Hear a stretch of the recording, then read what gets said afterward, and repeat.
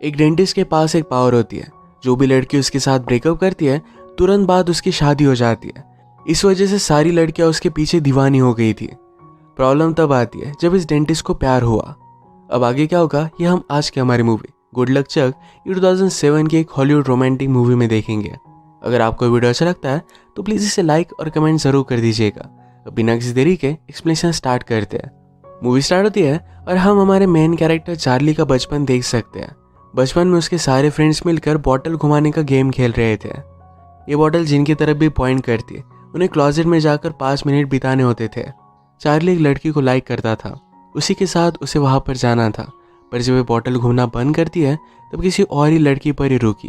वो लड़की बहुत ही डेंजरस थी पर वो चार्ली को लाइक करती थी। क्लोजेट में जाने के बाद उसके साथ वो इंटीमेट होना चाहती थी। बेचारा चार्ली उससे बहुत डर गया और वो बाहर आ जाता है। इस बात से वो लड़की बहुत ही ज़्यादा गुस्सा हो जाती है। कहती है कभी भी तुम्हारी रिलेशनशिप टिकेगी नहीं। कोई भी लड़की जब तुम्हें छोड़ देगी उसके तुरंत बाद उसका सोलमेट उसे मिल जाएगा। इसके बाद हम देखते हैं कि चार्ली बड़ा हो चुका है।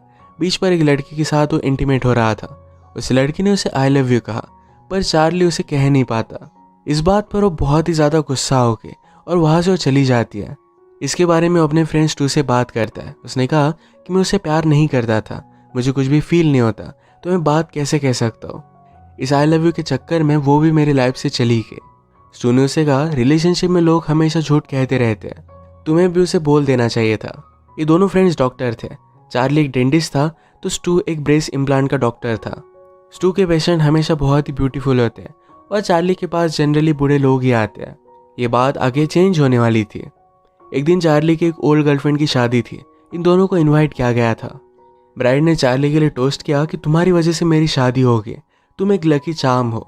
जैसे बचपन में उस लड़की ने चार्ली को शाप दिया था कि तुमसे ब्रेकअप करने के बाद उस लड़की को उसका सोलमेट मिलेगा, यही इस ब्राइड के साथ भी हुआ है। चार्ली को बात बहुत ही अजीब लगती है। इस वेडिंग में एक बहुत ही ब्यूटीफुल सी लड़की आई जिसका नाम था कैम। वो आकर चार्ली के पास बैठती है। ये तुरंत एक दूसरे से बहुत ही अच्छे से बात करने लग गए। चार्ली ने उससे पूछा कि तुम करती क्या हो। कैम ने कहा कि पेंगुइन्स का ख्याल रखती हूँ। चार्ली इस बार बहुत हंसा, उसे बात सीरियस नहीं लगती। तो कैम ने कहा कि मैं एक सीरियल किलर हूँ। चार्ली भी अपना प्रोफेशन उटपटांग तरीके से बताता है। बाद में जब कैम को पता चला कि चार्ली डेंटिस्ट है तो कहती कि मैं तुम्हारे पास आ सकती हूँ। मीटिंग के बाद जब वो जा रही थी तो कैम से एक कैंडल चार्ली के पैंट पर गिर जाती है। ये बहुत ही अजीब लग रहा था। इस तरीके के एक्सीडेंट हमेशा कैम के साथ होते रहते हैं। अगले दिन चार्ली जब अपने काम पर आया तो बहुत सारी लड़कियां उसका वेट कर रही थी। उसकी सेक्रेटरी ने एक डेटिंग वेबसाइट पर एक आर्टिकल देखा जो चार्ली के बारे में था। इसमें लिखा था कि चार्ली को डेट करने के बाद नेक्स्ट डेट में ही आपको आपका हस्बैंड मिल जाएगा। ये सारी लड़कियां अपने हस्बैंड को पाने के लिए चार्ली को डेट करने के लिए रेडी थी। चार्ली समझ नहीं पाता कि हो क्या रहा है, पर उसकी रिसेंटली जो गर्लफ्रेंड थी ये अब वेडिंग ड्रेस ट्राई कर रही थी। उसकी जल्दी शादी है। वो चार्ली से कहकर जाती है तुम एक्चुअल में एक लकी चार्म हो। घर पर आने के बाद भी उसे बहुत सारी लड़कियों के मैसेज आए हुए थे। इसके बाद हम कैम को काम पर देखते हैं जहाँ वो पेंगुइन्स का ख्याल रखती थी। उसका ब्रदर भी उसके साथ काम करता है जो हमेशा नशे में होता है। तो कैम इस बात पर गुस्सा हो जाती है। इन दोनों में थोड़ी सी फाइट हुई और कैम के ब्रदर ने उसे एक मछली मार कर फेंकी। इस वजह से नीचे गिर जाती है। उस वजह से उसका टूथ क्लिप हो गया था। आज रात चार्ली एक लड़की के साथ डेट पर आया हुआ था। वो डायरेक्टली उसके साथ इंटीमेट होने लगती है। उसे भी लग रहा था कि उसे इसके बाद उसका सोलमेट मिल जाएगा। चार्ली कहता है कि मुझे नहीं लगता कि ऐसा कुछ भी होने वाला है। इन सब बातों पर वो बिलीव नहीं करता। उस लड़की ने कहा कि शायद अगर थोड़ा भी चांस है तो ये चीज़ वो करना चाहती है। उसने पहले बहुत सारे घटिया लोगों को डेट किया था। चार्ली के साथ एक डेट उसके लिए कोई भी मायने नहीं रखती। चार्ली भी इस बात के लिए मान जाता है। उसे कैम का कॉल आया। अपने टूथ के बारे में उसे पता देती है। पहले चार्ली को तो मजाक लगा था पर बाद में उसे हेल्प करने के लिए वो आ गया। चार्ली सरप्राइज था कि कैम एक्चुअल में पेंगुइन के पास काम करती है। कैम उनके लिए बहुत ही पैशनेट थी। चार्ली ने भी डेंटल हेल्थ अवेयरनेस के लिए छोटे बच्चों का कैम्प लिया था। ये बात कैम को बहुत ही अच्छी लगती है। जाते जाते कैम ने चार्ली का ट्रे नीचे गिरा दिया और इसकी नाइव्स डायरेक्टली चार्ली की पीठ में घुस गई। एक्सीडेंटली छोटी सी चोट चार्ली को आ गई। जैसे कि हमें पता है कैम के साथ ऐसी चीज़ें होती रहती है। कैम इसके लिए बहुत ही सॉरी थी। वो चार्ली को कहती है तुम्हें न्यू शर्ट बाय कर दूंगी, पर चार्ली कहता है इसके अलावा तुम मेरे साथ डेट पर चलो। उसे वो बहुत अच्छी लगी थी। कैम इस बात को मना कर देती है। वो आजकल किसी को भी डेट नहीं करना चाहती। उसका प्रीवियस ब्रेकअप उसे बहुत ही हार्ट ब्रोकन छोड़ कर गया था। कैम यहाँ से चली गई और फिर से वापस आती है, कहती कि मेरी कार स्टार्ट नहीं हो रही। चार्ली फिर उसे बैटरीज वगैरह लगाकर स्टार्ट करने में हेल्प करता है। अचानक से उससे गाड़ी स्टार्ट हो गई और चार्ली को थोड़ा सा शॉक भी लग गया। इसके बाद कैम ने गाड़ी को ओपन करने की कोशिश की, पर उसकी चाबी भी अंदर रह गई थी। चार्ली फिर उसे घर लेकर जाता है। कैम ने घर से चाबी निकाली और फिर से गाड़ी के पास आ गए। इन्होंने साथ जो भी टाइम बिताया, इसमें बहुत सारी बातें की। कैम के जाते वक्त चार्ली फिर से उससे पूछता है, क्या मेरे साथ डेट पर चलोगी? पर कैम उसे मना कर दिया। उसने कहा कि मैं कोई भी इमोशनल रिलेशनशिप नहीं चाहती। इसके बाद चार्ली जब घर पर पहुंचता है तो वहां पर उसकी सेक्रेटरी आई हुई थी। उसके साथ इंटीमेट होना चाहती थी। उसे भी अपना सोलमेट ढूंढकर उसे शादी करनी है। चार्ली पहले तो इसके लिए मना करता है, पर सेक्रेटरी इमोशनल हो गई। चार्ली को उसके लिए बुरा लगता है। उसके बाद ये दोनों इंटीमेट हो गए। आजकल जो भी हो रहा था, ये सारी चीज़ें चार्ली ने अपने फ्रेंड से कही। फ्रेंड को ये बात बहुत ही अमेजिंग लगी। वो चार्ली से कहता है, तुम्हें इस अपॉर्चुनिटी का फ़ायदा उठाना चाहिए। वैसे भी तुम उन्हें अपना लाइफ पार्टनर ढूंढने के लिए हेल्प भी कर रहे हो। चार्ली भी इस पर सोचता है और ये पब्लिक सर्विस करने के लिए रेडी था। इसके बाद अलग अलग शॉट्स में हम उसे बहुत सारी लड़कियों के साथ देखते हैं। थोड़े दिनों बाद चार्ली ने रियलाइज़ किया कि कोई भी लड़की उसे एक्चुअल में नहीं चाहती। वो अब एक सीरियस रिलेशनशिप चाहता था। उसे अब भी कैम की याद आती थी, तो डायरेक्टली उसे मिलने के लिए वो पहुंच गया। वो उसे कहता है कि मुझे तुम्हारी बात अच्छी नहीं लगी, इमोशनली तुम अवेलेबल नहीं हो, ये कोई भी रीज़न नहीं है। ये जब बात कर रहे थे तो कैम का ब्रदर भी आ गया। वो कैम से पूछता है, क्या ये वही लड़का है? मतलब चार्ली के बारे में कैम ने बात की थी। ये सुनकर चार्ली को बहुत अच्छा लगा। चार्ली उसे बहुत ही इंसिस्ट कर रहा था। कैम उसे पूछती है कि आखिर तुम मुझे डेट पर क्यों लेकर जाना चाहते हो? चार्ली कहता है, मुझे तुम उन पेंगुइन्स की तरह लगती हो। बाहर तो ठीक ठाक लगते हैं, पर पानी के अंदर जाने के बाद वो बहुत ही ब्यूटीफुल होते हैं। कैम को बात अच्छी लगी तो उसके साथ डेट पर आने के लिए वो मान जाती है। कैम ने चार्ली को एक बुक दिखाई जिसके ऑथर को बहुत पसंद करती थी। वो थोड़े मंथ्स में उसे मिलने के लिए जाने वाली है। इसके बाद चार्ली कैम को एक बहुत ही ब्यूटीफुल सी डेट पर लेकर आया था। चार्ली पूछता है कि तुम्हें पेंगुइन इतने अच्छे क्यों लगते हैं? कैम कहती है, उनके रिचुअल बहुत ही ब्यूटीफुल होते हैं। अगर मेल पेंगुइन को एक फीमेल पेंगुइन अच्छी लगती है तो पूरा शोर ढूंढकर उसके लिए एक परफेक्ट पेबल वो लेकर आता है। चार्ली को भी बात अच्छी लगी। अचानक से चलते चलते फिर से कैम नीचे गिर गई। जहाँ पर चोट आई थी वहाँ पर चार्ली उसे किस करता है। उसके बाद उन्होंने किस किया। इसके बाद ये दोनों मिलने लग गए थे। एक दिन चार्ली ने कैम को बैंडेज का गिफ्ट दिया। इस पर वो बहुत हंसती है। एक रात डेट के बाद ये कैम के घर पर आए। ये दोनों आज रात इंटीमेट होने वाले थे। अचानक से चार्ली को अपने फ्रेंड का कॉल आ जाता है।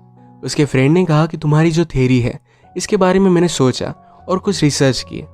सचमुच में तुम जिस भी लड़की के साथ थे, तुम्हारे तुरंत बाद उसे उसका सोलमेट मिल गया। इस बात से चार्ली डिस्टर्ब हो जाता है। उसे लगता है कि अगर आज रात उसने कैम के साथ बिताई तो उसे और कोई मिल जाएगा। चार्ली ने फिर एक बहाना बनाया और वहाँ से वो भाग जाता है। कैम के साथ वो आगे बढ़ पाए, इससे पहले अपनी थ्योरी उसे टेस्ट करनी थी। उसने एक लड़की को नोटिस किया जिसे देखकर सबको लगता था कि इसकी शादी कभी भी नहीं होगी। चार्ली बहुत डर डर कर ही उस लड़की के पास गया। उसे डेट के लिए पूछता है। वो लड़की उसे ज़्यादा सीरियसली लेती नहीं, तो चार्ली ने उसे डेट पर आने के लिए पे किया। ये दोनों डेट पर आए और इंटीमेट हो गए। ये सब चार्ली ने अपनी थ्योरी को टेस्ट करने के लिए ही किया।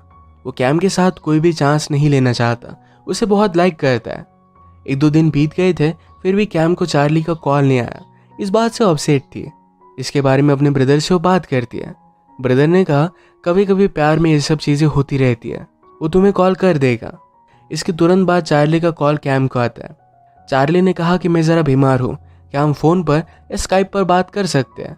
कैम भी इसके लिए मान जाती है। ये फिर कंटिन्यूसली एक दूसरे के साथ फ़ोन पर बात करने लग गए। चार्ली फिर अपने फ्रेंड को मनाता है, ये जाओ और उस लड़की से बात करो, उसे डेट पर लेकर जाओ। अगर उसके फ्रेंड ने डिसाइड किया कि उस लड़के के साथ वो शादी नहीं करेगा तो चार्ली सेफ है।